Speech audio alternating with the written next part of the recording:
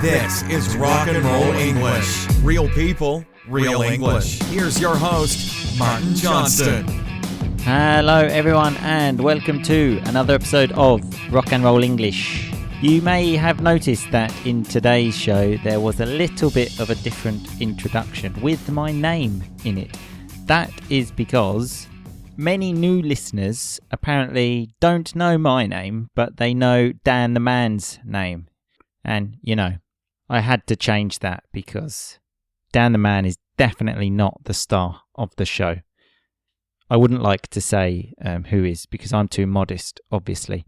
When the man actually sent me that introduction, I deleted my name from it because I thought it sounded quite stupid.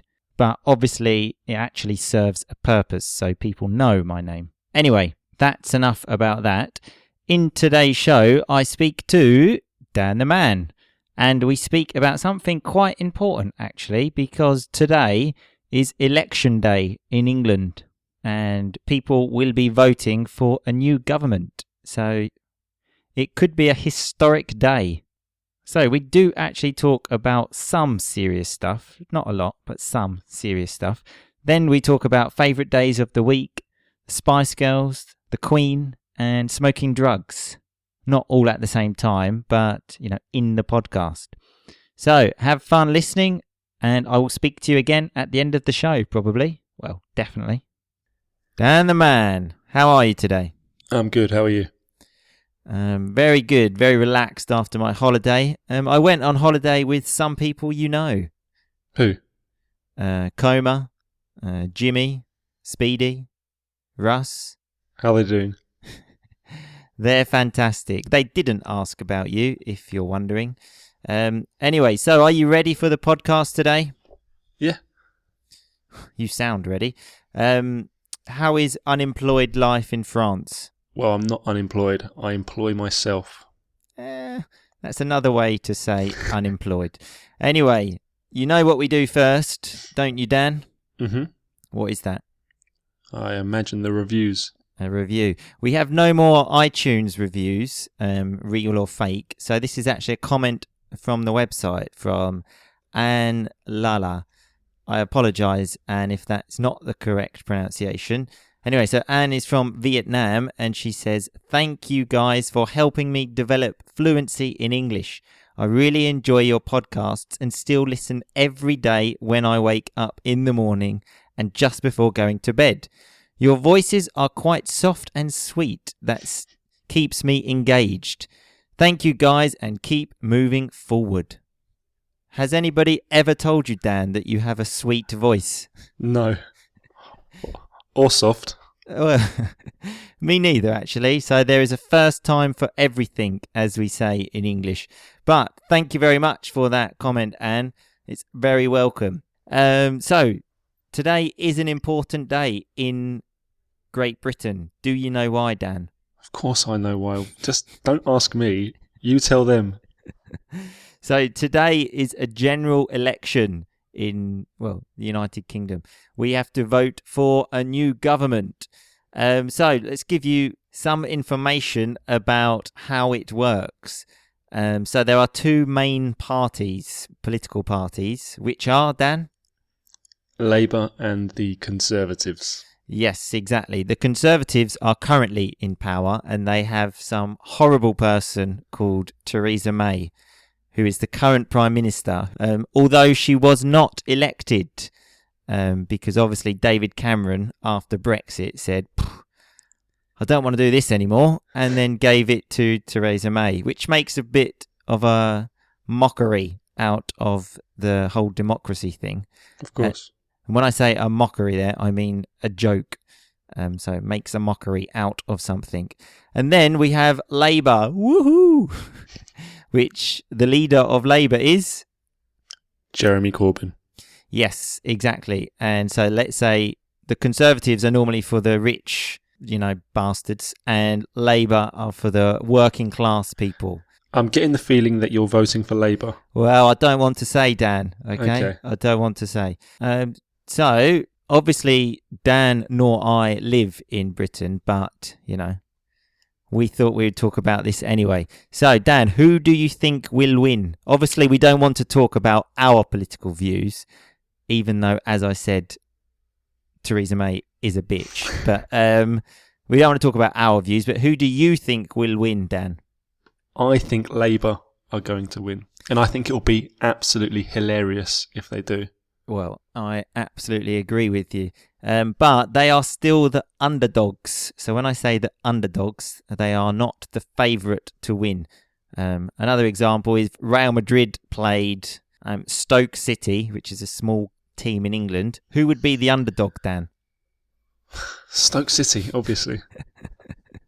Exactly. So yeah, Labour, were the big underdogs, but because the campaign has not gone so well for the Conservatives, they are in with a chance now. Hey, Dan. Mm-hmm. So there are some other political parties as well. There's the Scottish National Party, which is called the SNP, which actually caused some problems for Labour, don't you think? Yeah, unless there's a coalition. So a coalition is when we call it a hung parliament, and then two parties will govern the country together. But the Scottish National Party have taken many of Labour's votes, so it could be a problem. Then we have the Liberal Democrats, which are like a far left party. Then we have two... No, they're not far left. Are they not? No, they're more centre. Yeah, oh, really? They're not far left, no. Okay, well, I don't think they are. Yeah, I'm pretty sure I'm right on that. That just shows what we know about politics. But Labour are definitely left. Yeah. Yeah, sure. Then we have two very nice parties. One called the British National Party. Are they still going? Yeah. And another one called the United Kingdom Independence Party. Both of them are obviously racist parties. Well, more or less. So, basically, the election works. You vote for your local MP, which... what is an MP, Dan? Minister of Parliament, I think. Member of Parliament. There you go. That shows how much I know. Did you know that before you did your 2 minutes of research? Yes, I did. In fact, I haven't even checked that, so you might be right. I'm going to check it now. You are correct. Thank you. Let's move on. So, you vote for your Member of Parliament, and then let's say each region has the Member of Parliament, whether it's for Labour, the Conservatives, and then they have a seat in Parliament if they win. And the party with the most seats... You want me to answer that, yeah? becomes government. Yeah. Thanks for your help there, Dan. That's basically how it works. But now, obviously, we don't want to talk too much about the serious stuff because, we're not serious people. So where can you vote, Dan? In the voting booths. So, a voting booth, normally, it's just a place where you vote, are in public buildings like schools, community centres. But did you know they are also in pubs and fish and chip shops and some temples? Really? Yeah. What temples are there in the UK? I don't know, but apparently there are. Very British, except maybe the temples. So you can vote in a pub or fish and chip shop. That's fantastic. Yeah, exactly. Makes me proud to be British. And did you know the election has been held on a Thursday since 1931? Do you know why? Do you? I'm going to say yes, but I'll let you answer. Well, it can actually be on any day of the week. But the reason, apparently... Has it got something to do with markets? No. Well... Okay, I don't know then. What it says here is that it used to be on a Friday, so obviously in the past, but that was payday. So payday is the day people obviously get paid. And people would often, instead of going to vote, would go to the pub and get drunk. Why don't they go to the pub and vote? Good question. I don't know that. But there's not many pubs where you can vote, are there? So that's why they do it on a Thursday, because there's less chance of people being drunk. So that just tells you what you need to know about our country, that they need to do it on a different day of the week to stop people being drunk. So yeah, on a Thursday. So as I said, the people are not drunk and there is a better turnout. What do I mean when I say a better turnout, Dan? More people will come. Yeah, exactly. So a turnout is a number of people that attend a particular event, especially in an election. But also, maybe if you have a party, you could say, did you have a good turnout? Like, how many people came? You always have a poor turnout, don't you, to your parties? Maybe you should have them on Thursdays. They're more likely to come. That's it. I have my birthday party on a Thursday next time. Although I've not had a party since I was about 6, and you were probably there at that party. I was definitely there. I think it was at McDonald's. So I remember it. A great day. Will you be staying up tomorrow to watch it? No, I've never done that. I'll go to bed. I like to go to bed early, Dan. Anyway, so Thursday has always been my favourite day of the week. Oh yeah, because it's just like, you know, the pre-weekend. Everyone's excited. Friday's too commercial. But Thursday is a bit more underground. What about you, Dan? What's your favourite day of the week? Saturday. Why? Because I don't have to work. You're unemployed, Dan. You don't work any day of the week. That's a good point. Every day is a great day now then, yeah? It's a fantastic day, yeah. Okay, so did you know the youngest MP, remember, Member of Parliament, could be 20 years old? Because there's someone called Mary Black, who is... Scottish, isn't she? Yes, correct, Dan. Finally, you know something. So, yeah, she is a candidate for somewhere in Scotland, and she's only 20. That is absolutely crazy. Do you think you could have been an MP when you were 20? Notice there I said could have been, could have been. I'm talking about the past because Dan is not 20 now. So, yeah, do you think you could have been an MP when you were 20? I don't think I could be an MP now, so probably not. You knew me when I was 20. What do you think? Absolutely not. Not that I could have been either, because I think, well, you and I were too busy playing PlayStation games when we were 20 and generally acting like children. Mm-hmm. Correct. But, so that's the youngest. The oldest could be 84. That's a bit... There is an age cap. So when he says an age cap, he's saying, is there an age limit? No, I'm not saying there is. I'm just saying it's... Oh, okay, I see. Someone that's 84 that, well, decides to go forward, you know, respect, brother. Who's that? Gerald Kaufman, somewhere in Manchester. And it looks like he's going to win, apparently. Good luck to him. I mean, if I get to 84, I mean, I'll be happy, full stop, if I live that long. But I don't know if I'll be thinking about, now's the time to, you know, get into politics. How will you be spending your time, do you think? Well, I'll just be, you know, on a beach, man, with... women everywhere. Yeah, and smoking doobies. When I say smoking doobies, I mean smoking drugs, cannabis. Not that I do that, but it just sounds good, no? When he's 84, he will. Oh, yeah. Okay, so another statistic for you, Dan. So 31% of candidates, so more or less 1 in 3, went to a private school. But only 7% of the population goes to a private school. How does that make you feel? Nothing really. I mean, I think it's bad, but I don't lose sleep over it. Do you? No, I don't. But that's a nice term there, Dan. Actually, I don't lose sleep over it. It means it doesn't bother me. Not really, but it's not the best, is it? No, it doesn't bother me, but I don't worry about it too much. It obviously is unfair, though. Exactly. But some good news, though. 26.1% of candidates are female. So, you know, the Spice Girls obviously did have an effect. They changed it all. They changed it all. This is like the Spice Girl generation now. So girl power worked. So that's 1 in 4. Well, more. You talk more about Spice Girls a lot, actually, don't you? There's been a couple of podcasts. I love the Spice Girls, Dan. Always have, always will. And so another good fact, apparently there are only 2 people with beards in Parliament. Yeah, one of them's the Welsh guy, Crab, isn't it? I don't know. But I suppose that's good news for you because, you can't grow a beard. So if you That's ever correct. thought about going into politics, you'll be at home. Mm-hmm. Yeah.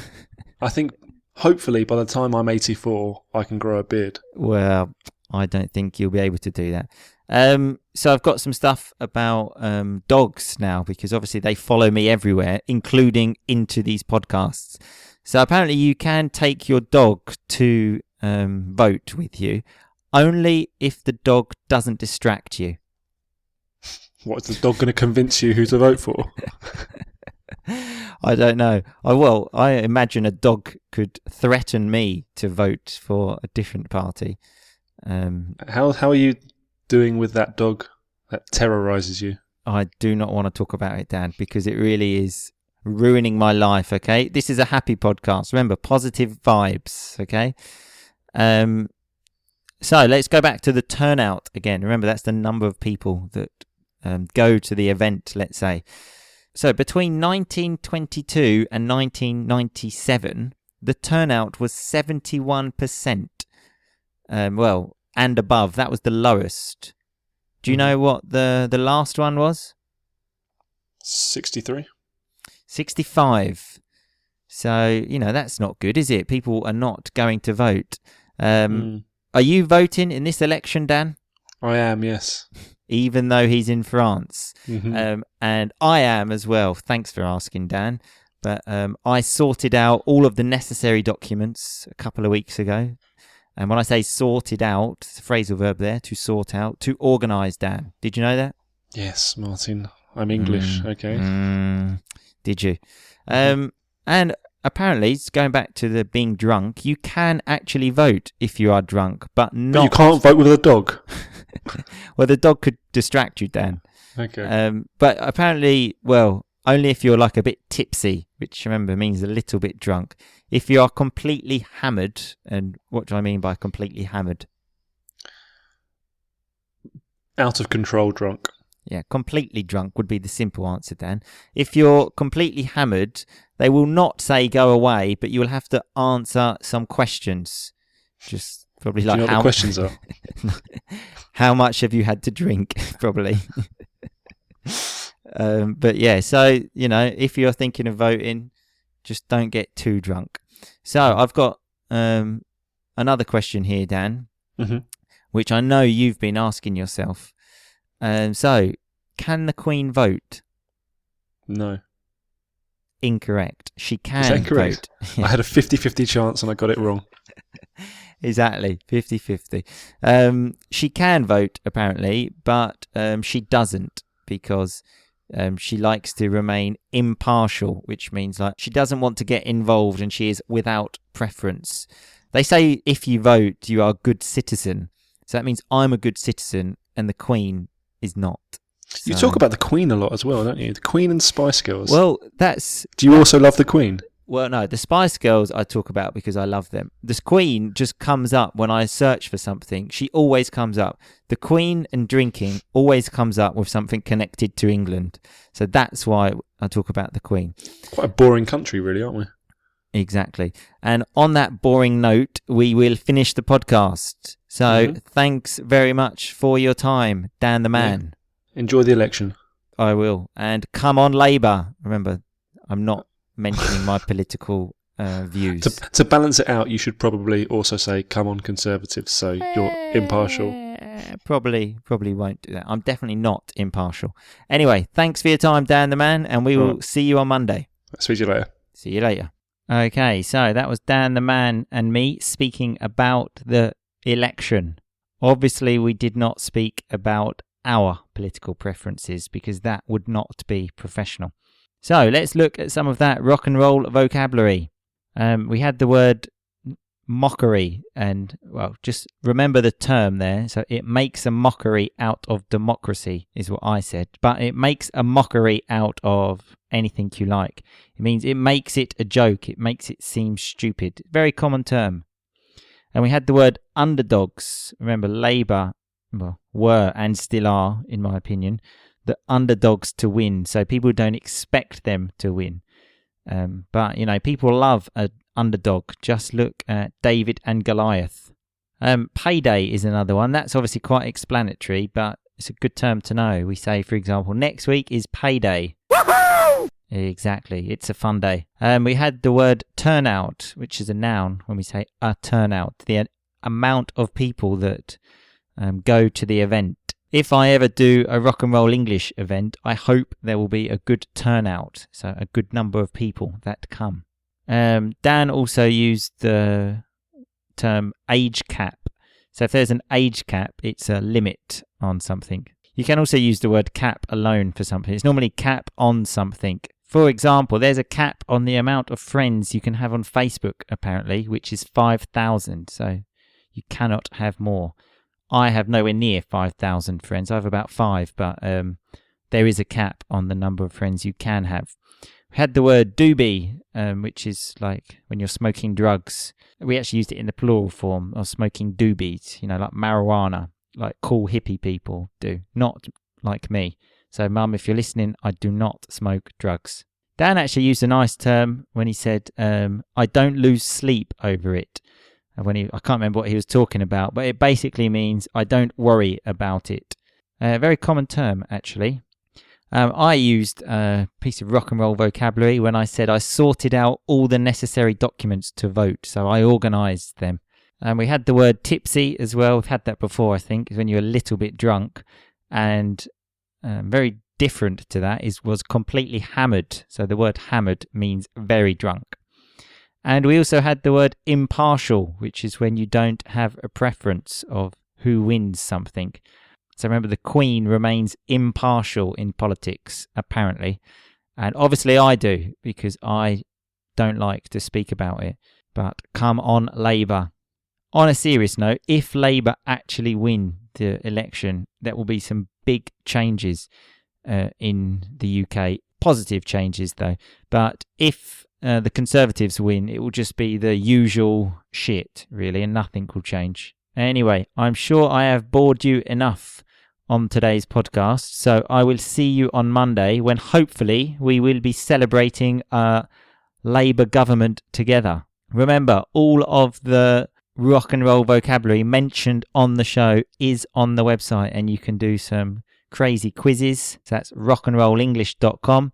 And I think I've mentioned this before, but reviews are very, very nice. So if you could leave me one, I would be very grateful. A nice second conditional there to leave you with. If you could leave me one, I would be very grateful. So have a good weekend. If you can vote in England, make sure you do. And obviously vote for Labour. See you on Monday. And keep on rocking. Thanks so much for listening to Rock and Roll English. For more great content and to stay up to date, visit rockandrollenglish.com and facebook.com/rockandrollenglish. We'll catch you next time.